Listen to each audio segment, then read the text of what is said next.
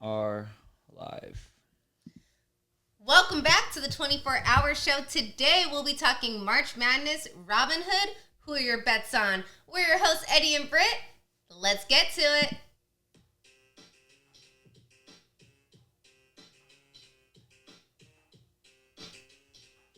Make sure you like, comment, subscribe, and 3, 2, 1. We are live. Welcome back.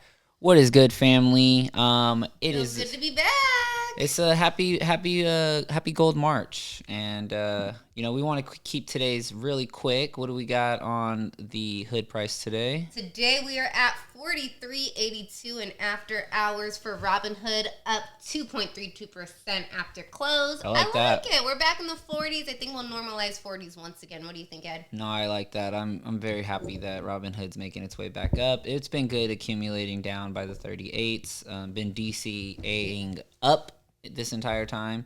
But today we have some good news for you guys, and it's not an unlock on Friday, so we'll have to make it back. But today, Robinhood actually announced tournaments, brackets, event contracts on NCAA. However you want to look at it. March Madness just got a little bit madder. Yeah, this is people are calling it sports betting.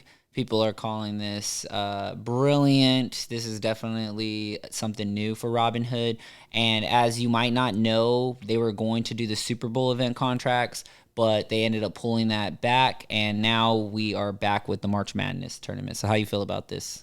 I love it. I am curious as to why the CFTC didn't think that it was appropriate for us to bet on the NFL, but the college basketball tournaments, the NCAA March Madness is okay. I'm curious what the reasoning is. The only thing I can think of is that the NFL is an entertainment company, and college women's basketball, men's basketball still has some integrity that it is like an actual sports team.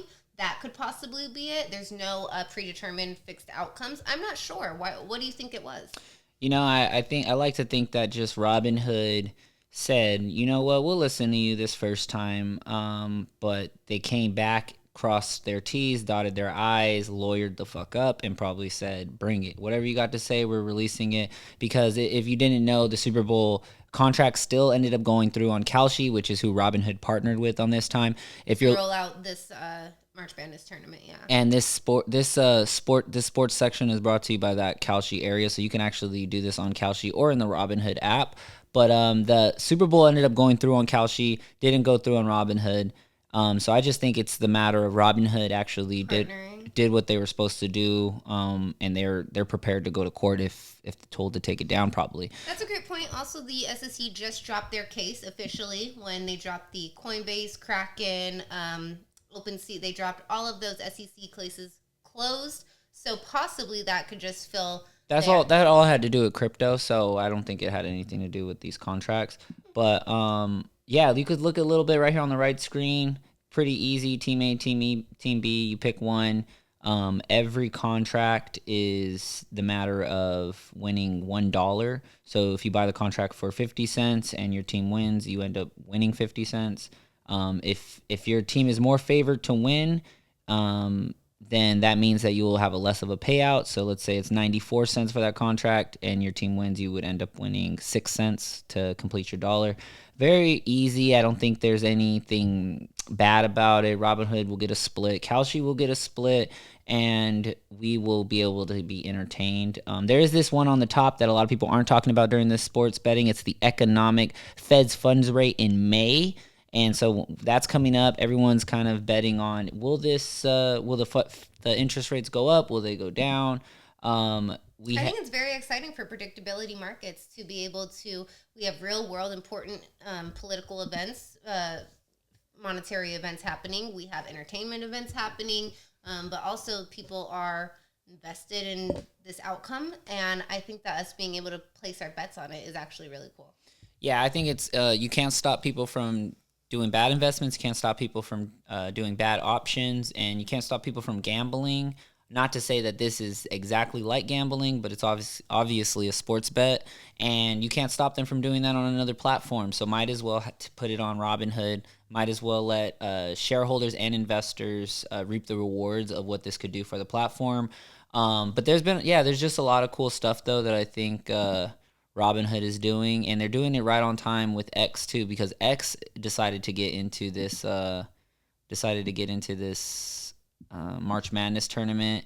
So if you go to X right now and you fill that out, you can actually enter into the 100K challenge, and then taking that bracket, you could look at your Robinhood account and make better bets as the month goes on. I'm curious if they were inspired to do this after Robinhood or who came first, but either way, I think it's an exciting time in fintech right now.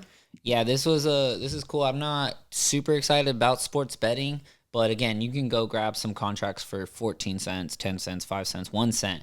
And this, you could just be testing out the technology. You might want to bet on the economic Fed's funds rate. If we look at that, they have greater than 4% interest or greater than 4.25% interest in May.